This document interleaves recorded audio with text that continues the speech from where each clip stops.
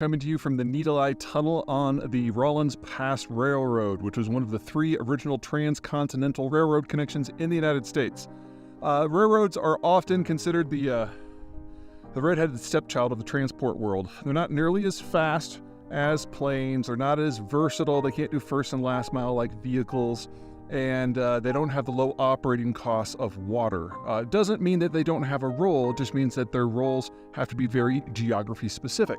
Now, the reason that this rail line was closed down is because it's going through the freaking mountains, and unlike the Cheyenne route or the Raton route, where they actually, go to relatively low passes, this one just goes straight up and ultimately peaks out at around 11,000 feet. That means that it's got a grade of in excess of 2%, and as a rule, every time you increase the grade by 0.25%, you have to reduce the amount of cargo you can take by half.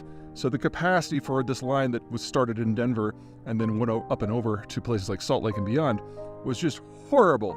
The economics never made sense. And as a rule, if you live in a flat zone, you're probably going to use simpler methods of transport. But that doesn't mean that rail doesn't have a role. Whenever you're dealing with things that are relatively large in bulk and relatively low in value, they make a lot of sense. And unlike rivers that only go where the rivers go, you can choose where the rail line goes. It's just that they're constantly going to be competing with other land-based transport like trucks. And so it's got to be some cheap stuff that you need to move a whole lot of. Now, this line was eventually replaced with the Moffett line, where they really just dug a 6-mile tunnel straight through the mountains. That's where my trailhead is today. And in doing so, they get the benefits of the transcontinental without having to deal with the sharp slopes. And here is the Needle Eye Tunnel from a distance. First thing I thought when I saw this, I was like, really? This is what it was all about? But remember that we're talking about the very early stages of the industrial age, and this was built by Americans, not Germans, so it's not capable of reaching orbit or anything.